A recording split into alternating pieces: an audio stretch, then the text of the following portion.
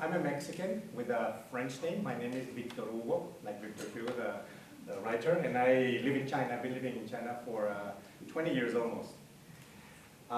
First of all, I want to thank the Association, the Feng Shui Society of England, and also I'm very happy to share with you that this is the UK-Mexico year. So 2015, the two countries are exchanging visitors. Our president was here last month.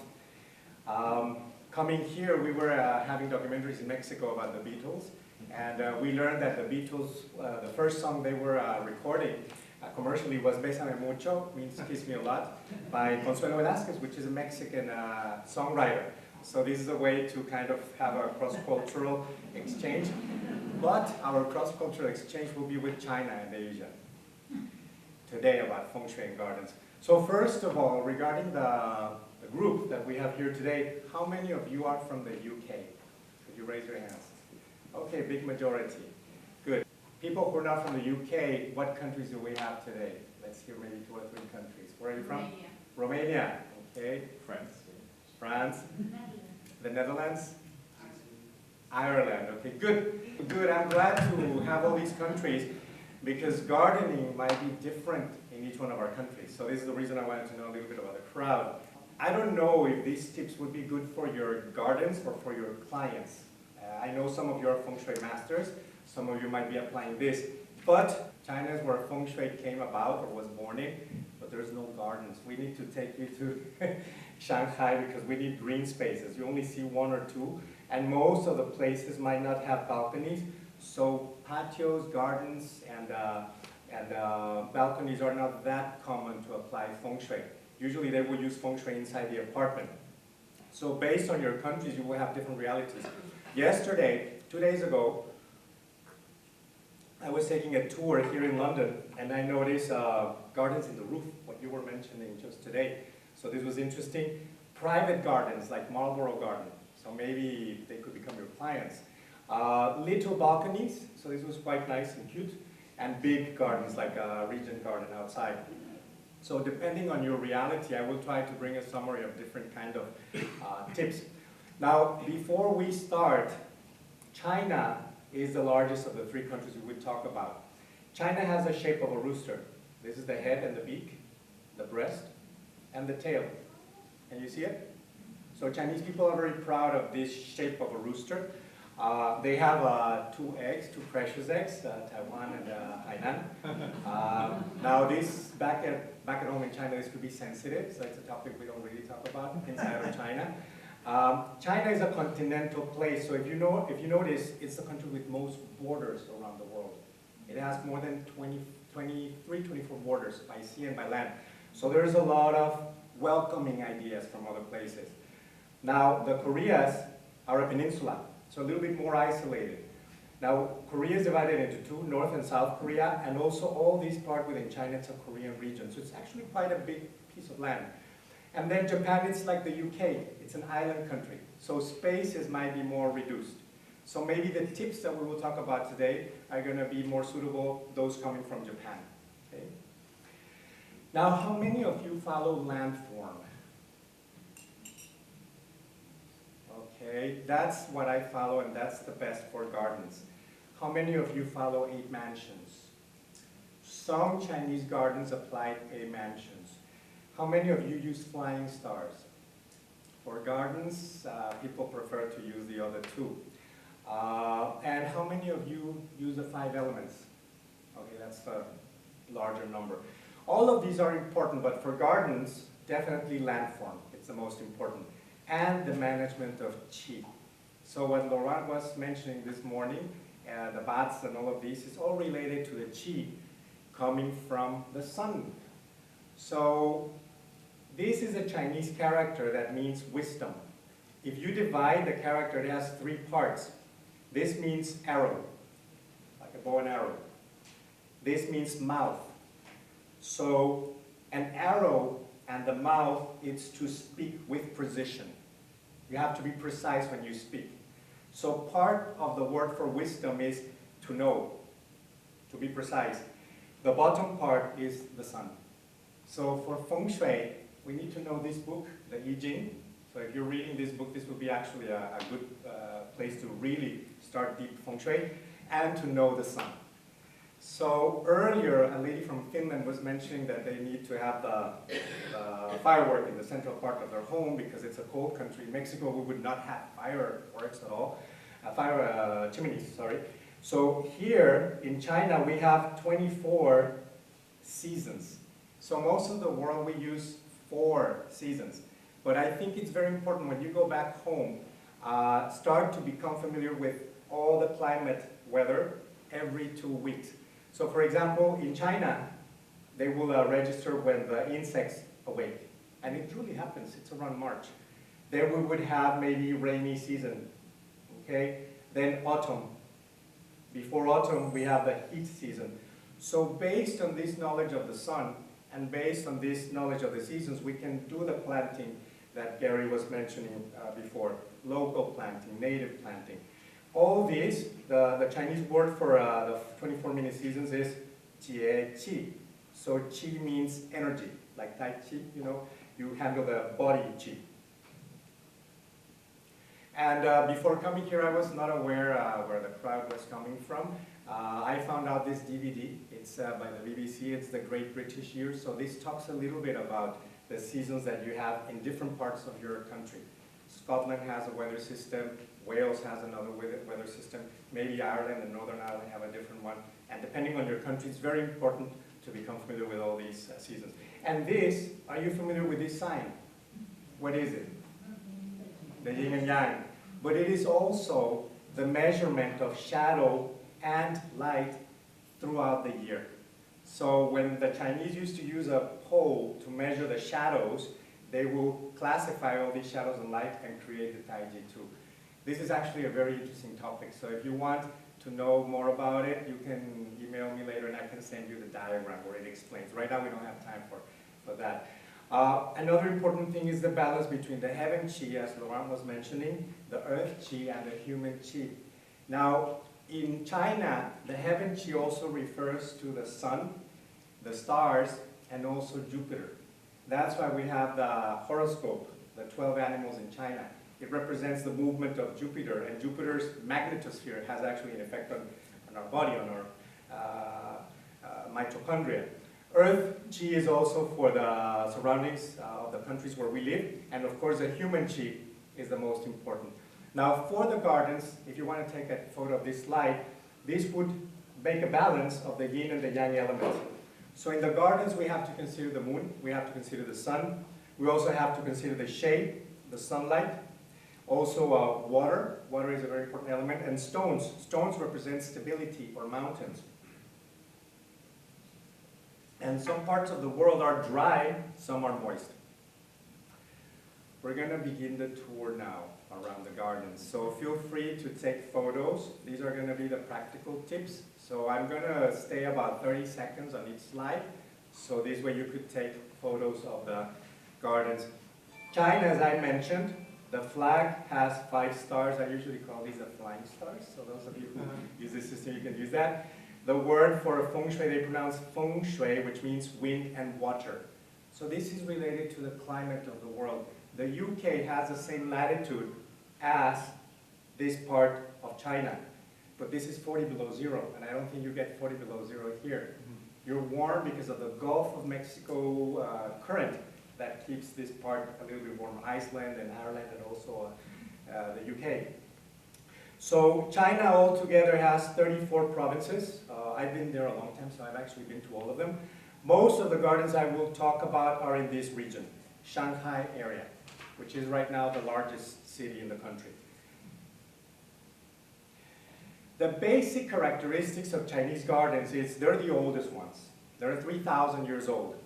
They used to be like the hunting grounds. Yesterday I was taking a tour and I found out that King Henry VIII, I believe, had a hunting ground in Hyde Park. So the Chinese gardens were as big as Hyde Park, maybe bigger even, and they were also used for hunting. Now Feng Shui didn't start with gardens, it actually started with tombs. So it's a different kind of Feng Shui, it's Yin Feng Shui. This one is Yang Feng Shui. They evolved into landscape gardens, and they also now have classical gardens and also small miniature gardens for scholars. Usually what we need to look for is the kind of buildings they constructed, the rocks they place, also the plants, the flowers, and especially the walls. The white walls are a very important part to make contrasting situations. Hangzhou city has been the one that has inspired China and Japan. So many places, when you go to gardens, these gardens really have a miniature hill with a pagoda, representing a Baochu pagoda, or also Leifeng pagoda, and they will create a little miniature lake. So I don't know how big your gardens are, but maybe you could start creating for yourself or for your clients a miniature landscape. So something that I still haven't seen in the UK that I really want to see is Glastonbury Tor. So I think it's something similar. You have a tower on top of the hill. This could be, I noticed some of you work with hotels, so maybe hotels could like to take this little landscape. Now another important thing in gardens is the welcoming gate, and as Loan mentioned, there's 3 characters, and we also have the lions that are welcoming you and protecting the garden. So you notice the Americans that I'm working with, they also put lions in the entrance of their garage. This is about the architecture. So pavilions are places that are used for reflection. People come here to enjoy the lake or the water, but also to enjoy the change of seasons. Right now this is a spring season, but usually in the fall it will be colorful. Another important thing is the shape of the gate. So in case you are able to maybe create a small wall patio, the traditional gate is a moon gate, which is round, but they also have the bagua gate, and also different kinds of shapes, like a vase, okay, like a square. And they create these small window framings. So these are very important because it invites you to come, stand, and enjoy like a framed picture, like a painting. So maybe in your spaces, like that Mexican garage that I showed you at the beginning, it has some niches, so you could play along with those to create a nice scene as you arrive home, and see through your driveway. Now the stones are a very important thing in Chinese gardens. They try to recreate mountains. And mountains, like I said, is stillness, peaceful, and stability. The first book before I Ching was called Lian Shan Yi, which is a mountain book. So it relates to the hexagrams, but it started out with the mountains, not with the sky. Generally speaking, following landform, the mountain would be in the north part of the garden, and the water would be towards the south. Now, flowers, I notice in England you have a lot of flowers. So here the flowers are used as a barrier, actually, to protect the screen. China has the largest population in the world. So when you have a touristy place, a lot of people touch things. So this could be worn out. So in China now, many places are forbidden to be touched or to be walked nearby. So you can create a barrier, but you can also create a mood with the flowers.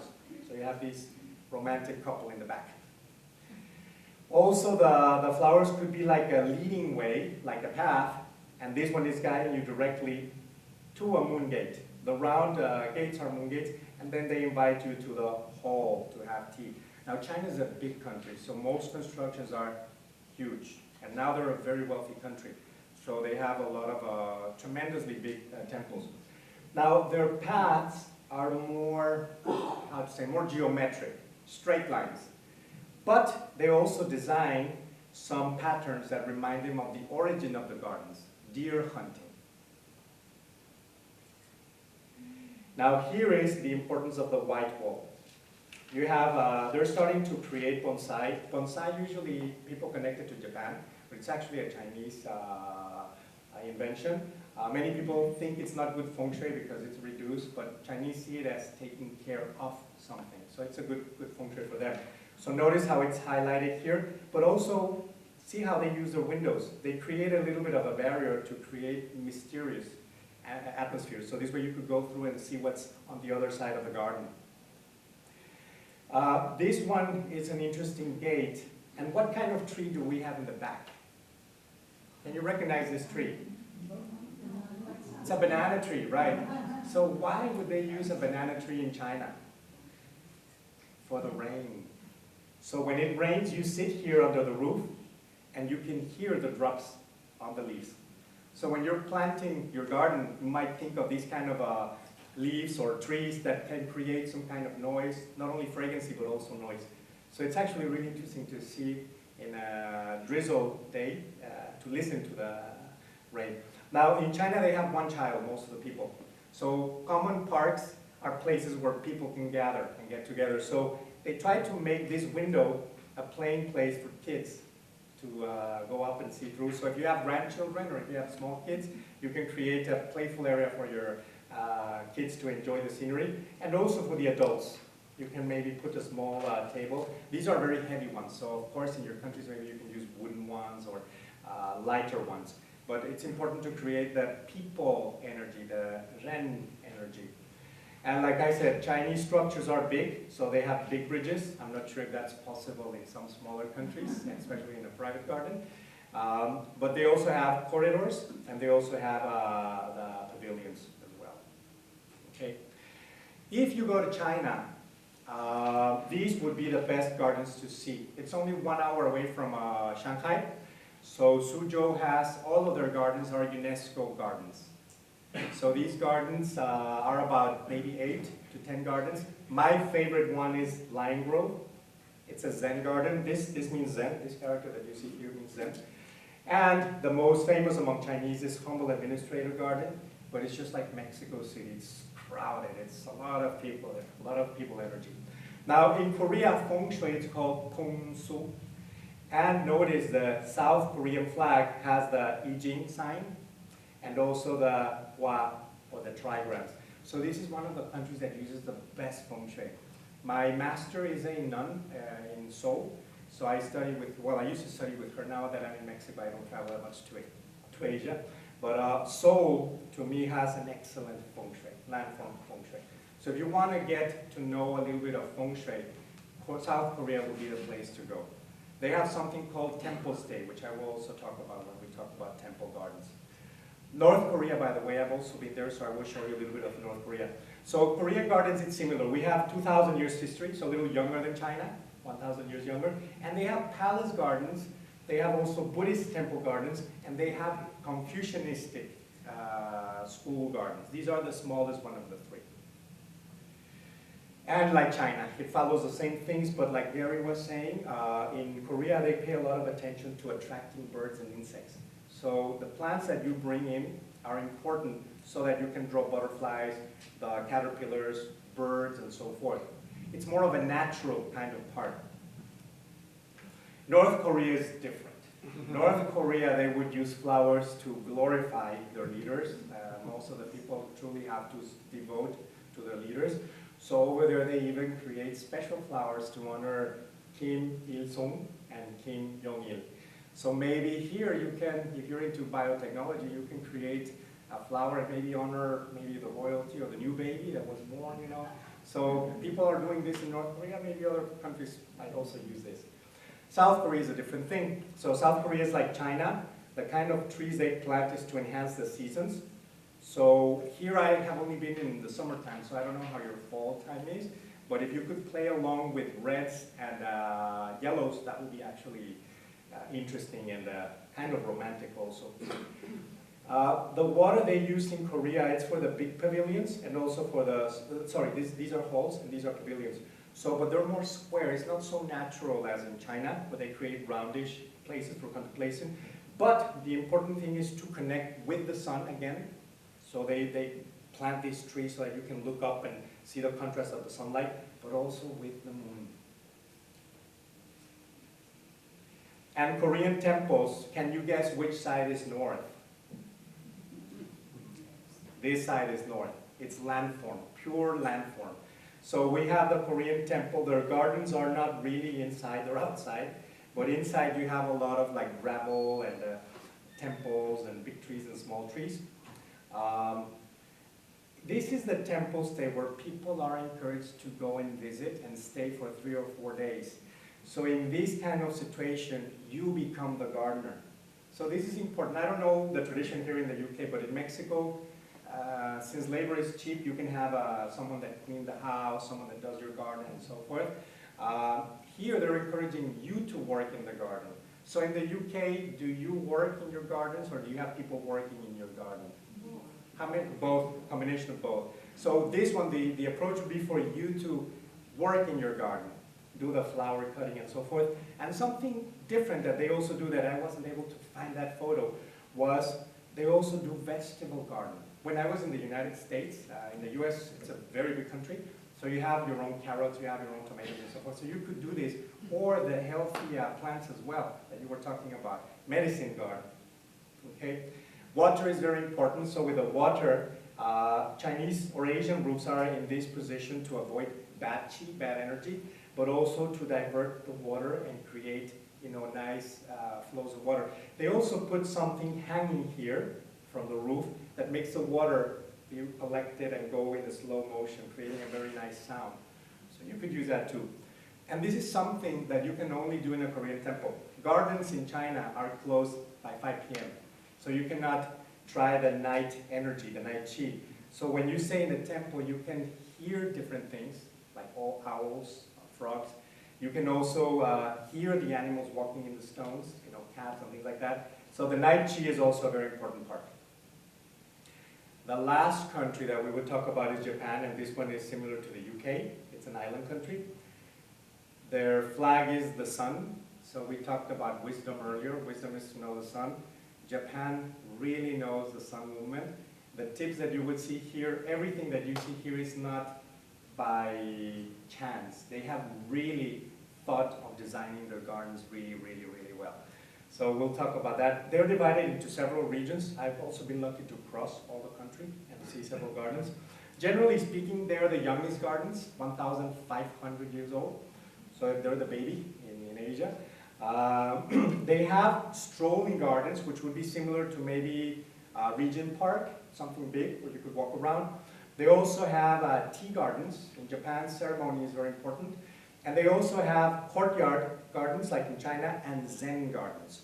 So again, these elements are also important for Japan, but we add something more, like the contrast of bridges and islands. They create islands in the landscape. They also have stone lanterns. These are a very important part of their gardens. And stone lanterns have 5 constructions, or 5 elements. And they really represent the 5 elements of the Chinese Feng Shui.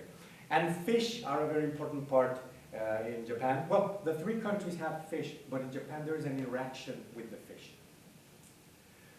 This is something that I think you could do. Those gardens that you see in the top of the roofs here in London, you could borrow the scenery. Maybe you live in Chelsea or Kensington, so you could maybe frame the big Ben around your garden. So this is what they're doing here. They're framing the castle next to the garden. They're framing the hills. These are not part of the garden, but they're being framed by the park, or they're actually framing the park. Water is a very important place for you to reflect, go into deep concentration. So Japanese people tend to just sit there, take photos, enjoy the scenery. Notice how they're playing with the shadows here to create a space for him or her to read. So reading is a way to meditate for the Japanese. The fish represent abundance in Chinese culture. So the koi fish, people are enhanced to feed the koi fish, students, but also businessmen. So in Japan, this is something that is ingrained in the whole society. It's not only women, it's also men. And it's not only young people, it's also more senior people. And it's people doing business as well. And families, of course. They take their kids and they feed the fish. Japanese are very organized, so they do this in a very well manner. Now the bridges in Japan are smaller, so you can play with smaller constructions. They're usually red, so this is a good color to have your bridge. They love doing these zigzags, and this has 2 reasons. Asian people believe that ghosts cannot follow a straight line. They follow a straight line. They cannot follow a crooked path. So by having a crooked bridge, you divert the bad energy away from your garden. So in this case, this is extremely crooked, so don't drink and get on that, because you could fall. But this is also an important thing. As you go by, you're enhanced to, or encouraged to stop at each point, and you will see different views of the garden. Gardens there are small, but they provide you with different scenery and different places. Also, they have a simple straight bridges, but also stone bridges that become pathways. So there's more variety. You don't have to do the big constructions like in China. You can play along with smaller things.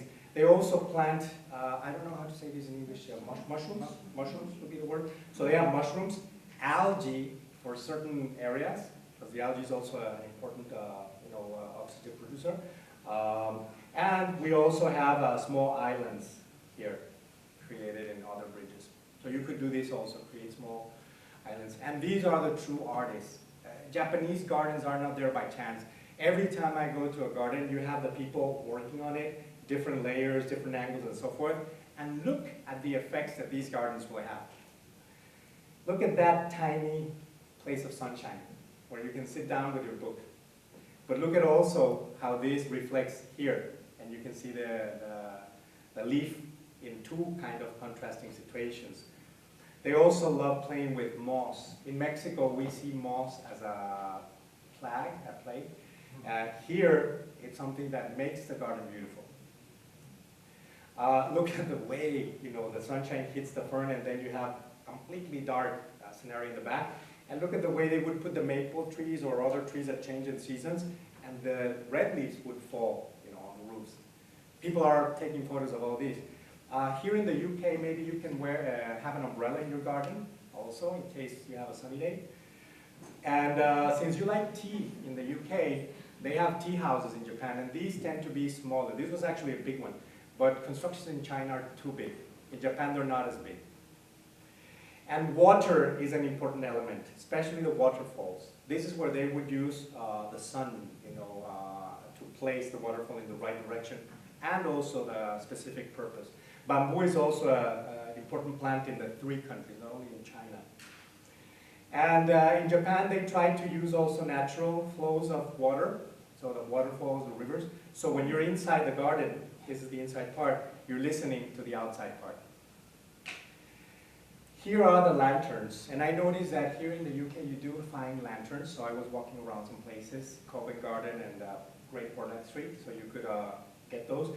There's also basins, and there is a surprise element. If you go near the basin, look what you find. And it's not by chance. You have someone in the morning, maybe put the leaf there. You could do that on your basins back at home. You could put flowers, something that is appropriate for your country. And you could also maybe plant trees that that will be losing their leaves so that they can decorate the river. This is actually a river. You cannot see the flow, but it looks really nice as the leaves are traveling by. Water is a very important element for the Japanese. So fountains are important. Now, like in Singapore, for example, you would have the fountains with the water coming in. This is very important because the wealth will come into your place. If the water is coming out, that's not very good. So if you want to use an Asian feature, the water should be coming in or going towards your home.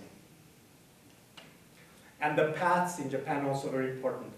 The ladies with the kimonos, they all walk with very tiny steps. So they're going all along these meandering roads, and you can see the lanterns, and you can see maybe bigger trees and smaller bushes and so forth.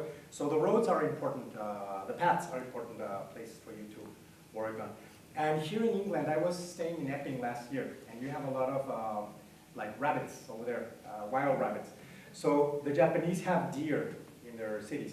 So you can have this kind of structure that fills with water, and as it gets heavy, it goes down, the water falls, and then bang, it bangs. So it scares away animals that maybe you don't want in your home. Okay. And well, most of the gardens are to contemplate.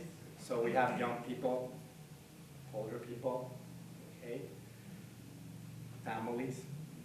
And this one is, again, what we were talking about, the three different energies. So the Ren energy, the people energy, this is an important one. Look at how these people are changing. This guy is enjoying the garden. You have a huge waterfall around here. Maybe they're talking about it. And look at how these Japanese men just relaxed. In Japan, everyone is sitting, very formal. So it was very interesting to see how the energy changes. A woman, they love drinking tea and having lunch.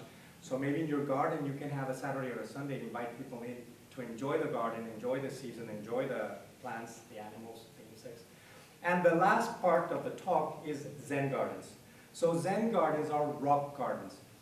In the US, as I mentioned, especially more senior people, senior citizens, they're having stone gardens because they don't want to do the weeding and all that. So these kind of designs, these kind of patterns could be used for American people. Japanese usually would go and enjoy the scenery. These lines represent clouds or the sea. If this is the sea, then these are islands. If these are clouds, these are mountain peaks. So it's kind of like an abstract painting. You could work once a week designing the patterns. You just get like a rake, I think it's called, a wooden rake, and you can create the patterns that you want. Of course, the spiral is an important meaning. It's like birth and growth, okay?